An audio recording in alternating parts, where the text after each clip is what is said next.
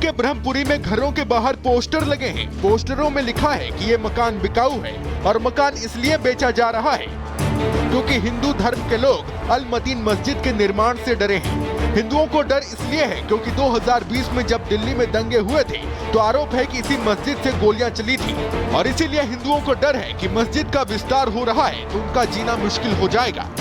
Poster देखो, मैं तो अपने घर का दोबारा लगाऊंगी पोस्टर, क्योंकि जब तक मस्जिद का निर्माण जो हम चाह रहे हैं कि हाँ भाई ये रुक जाए, क्योंकि मस्जिद की जगह तुम घर बनाओ, हमें घर से रहने में कोई ऑब्जेक्शन नहीं है तुम्हारे। ऑलरेडी मस्जिद 13 नंबर में हैगी तो तुम्हें 12 नंबर में लाने की क्या जरूरत पड़ गई मस्जिद को। तो बस मैं यही चाहती हूँ कि मस्जिद का निर्माण जिस दिन रुक जाएगा पूरे घर के पोस्टर, सबके पोस्टर हट जाएंगे।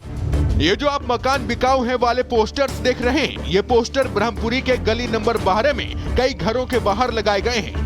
इन घरों में रहने वाली महिलाओं का कहना है कि अल मतीन मस्जिद का दूसरा हिस्सा बनाया जा रहा है। मस्जिद के पास शिव मंदिर है जिसमें हिंदू परिवार भजन कीर्तन करते हैं, लेकिन अगर मस्जिद का गेट शिव मंदिर की तरफ खुलेगा तो इससे दोनों पक्षों के लोगों को परेशानी होगी। मैं ये कह के गए, ये पोस्टर हटा दो ये, और ये तुम्हारे 100% ये काम हो जाएगा, ये बोल के गए हैं। और फिर वही जाने उनका जो उनके भरोसा है या नहीं आप लोग? नहीं, भरोसा तो है। जब इतनी बड़ी बात कहेंगे तो भरोसा तो है, कुछ तो करेंगे ही। जब आए हैं तो यहाँ पे थोड़ा संबल मिला आज? हाँ, कुछ तसल्ली मिली है थोड़ी सी। हाँ जी। इलाके में रहने वाले हिंदू परिवारों के पास घर बेचकर जाने के अलावा और कोई रास्ता नहीं बचा तो उन्होंने घर बिकाऊ है वाले पोस्टर्स अपने घरों की दीवारों के बाहर चस्पा किए। लेकिन जैसे ही मामला सामने आया, पटपड़गंज के बीजेपी विधायक रविंद्र नेगी तुरंत मौके पर पहुंच गए और पीड़ित लोगों से मुलाकात की। आज इनको आश्वासन देने आए हैं क्योंकि कहीं ना कहीं सब हमारे हिंदू भाई हैं और हमारे सनातनी लोग हैं, और सनातनी लोगों में जब भी कोई ऐसी दिक्कत होती है तो हमारा फर्ज है कि हमें वहाँ पहुँचे। इसीलिए मैं आया। मुझे बताया गया कि 13 नंबर गली में कोई बहुत साल पहले कोई प्लॉट लिया गया और रहने के लिए लिया गया, और उसमें फिर बाद में नमाज पढ़नी चालू कर दी गई, और उसके बाद फिर अभी अचानक इन्होंने 12 नंबर गली में एक प्लॉट ले लिया, और प्लॉट लेके ये लोग उसमें कुछ मस्जिद बनाने लग गए, और उस प्लॉट के सामने ही मंदिर है, शिवालय मंदिर है। तो हमने यही कहा कि भाई ऑलरेडी तुम नमाज पढ़ रहे हो, तुम्हें क्या जरूरत है यहाँ पे इसको बनाने की। बीजेपी विधायक रविंद्र नेगी ने इस संबंध में पार्षद से बात की है और लोगों को भरोसा दिलाया है कि उन्हें घर बेचने की नौबत नहीं आएगी। Bureau report, Republic Bharat. अगली खबर आपको बताते हैं, गोल्ड तस्करी में सीबीआई की एंट्री हो चुकी है। दरअसल बेंगलुरु में सोना तस्करी मामले को सीबीआई ने अब अपने हाथों में ले लिया है। केंद्रीय हम आपको बता दें, रानिया राव मामले की जांच के लिए बेंगलुरु पहुंची है, यानी कि सीबीआई की टीम अब इस पूरे मामले की जांच करेगी। कन्नड़ एक्ट्रेस जो है रानिया राव बार बार दुबई जा रही थी, और दुबई जब आ रही थी तो वहां से सोना लेकर दुबई से दिल्ली आ रही थी, बेंगलुरु जा रही थी। बेंगलुरु एयरपोर्ट पर खुलासा होता है कि कैसे बहुत ही शातिर तरीके से छिपाकर सोना ला रही थी, और जैसे ही पकड़ी जाती है बड़े खुलासे होते हैं।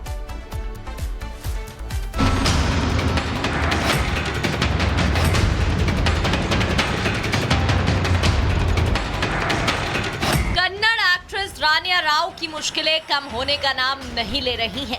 पहले डीआरआई ने उन्हें सोना तस्करी मामले में बेंगलुरु एयरपोर्ट से गिरफ्तार किया, सख्त पूछताछ की, जिसके जवाब मिलने के बाद अब इस मामले में सीबीआई की भी एंट्री हो गई है। डीआरआई के इनपुट के बाद सीबीआई की ओर से बड़ी कार्रवाई की गई है। केंद्रीय अन्वेषण ब्यूरो की टीम मुंबई और बेंगलुरु एयरपोर्ट पहुंची। भारत में सोने की तस्करी करने वाले गिरोहों के खिलाफ एफआईआर दर्ज की। सीबीआई के रडार पर अब देश के बड़े गोल्ड तस्कर हैं, साथ ही तस्करी में शामिल पब्लिक सर्वेंट भी निशाने पर हैं। कन्नड़ अभिनेत्री रानिया राव तब सुर्खियों में आई जब बेंगलुरु एयरपोर्ट से उनको डीआईआर ने गिरफ्तार किया। गिरफ्तारी से पहले उन पर सुरक्षा एजेंसियां लगातार नजर रख रही थी। बताया जा रहा है कि रानिया राव सिर्फ 15 दिनों में 4 बार दुबई जा चुकी थी। डीआरआई की दिल्ली टीम को तस्कर का इनपुट मिला था, इसलिए अधिकारी फ्लाइट से 2 घंटे पहले ही पहुंच गए। रानिया एयरपोर्ट पहुंची तो उनकी गतिविधि संदिग्ध दिखी। दावा है कि उन्होंने एयरपोर्ट पर बचने की कोशिश की, लोकल पुलिस से खुद को बचाने के लिए संपर्क किया था, लेकिन डीआरआई टीम पूछताछ के लिए हेडक्वार्टर ले गई।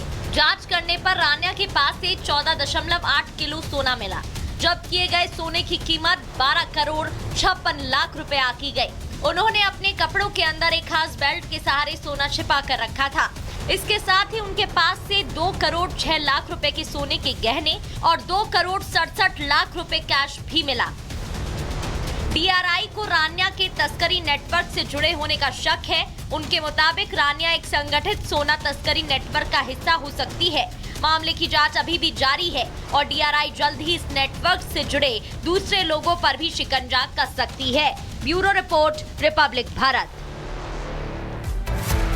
उत्तर प्रदेश के अलग अलग शहरों में पुलिस अपराधियों का हिसाब जोर शोर से कर रही है। आपको यूपी के 4 शहरों की इस वक्त तस्वीरें हम दिखा रहे हैं।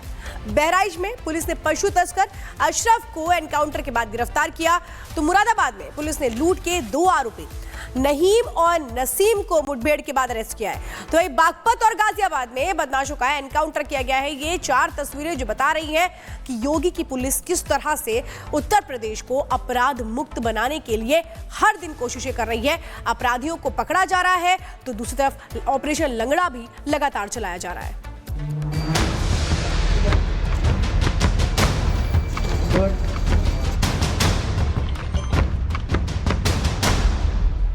इनामी बदमाश हो या फिर कोई शातिर अपराधी, पशु तस्कर हो या लुटेरा, उत्तर प्रदेश को अपराध मुक्त बनाने के लिए योगी की पुलिस अपराधियों को बिल से निकाल रही है।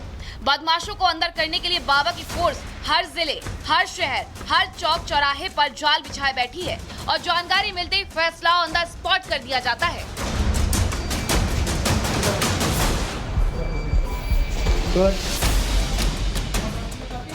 ये मुरादाबाद जिले के डिलारी के वो इनामी बदमाश हैं जो फरार चल रहे थे।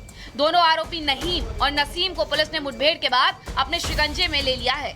पुलिस ने दोनों को उस वक्त गिरफ्तार किया जब वो दूसरी जगह पर वारदात को अंजाम देने जा रहे थे। इन पर आधा दर्जन से ज्यादा मुकदमे दर्ज है। पुलिस ने आरोपियों के पास से 30,000 कैश के साथ 2 तमंचे बरामद किए हैं और बाइक भी जब्त की है।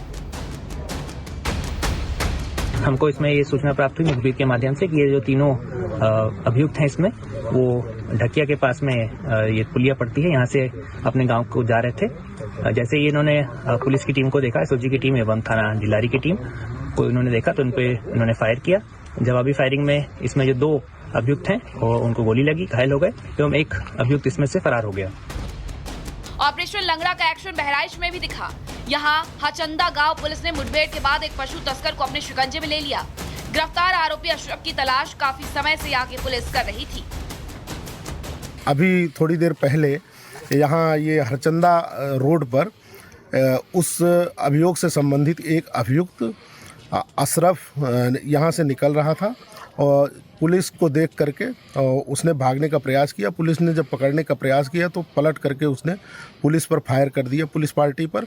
जवाबी कार्रवाई में पुलिस ने आत्मरक्षार्थ फायर किया जिसमें अभियुक्त अशरफ के पैर में गोली लगी है।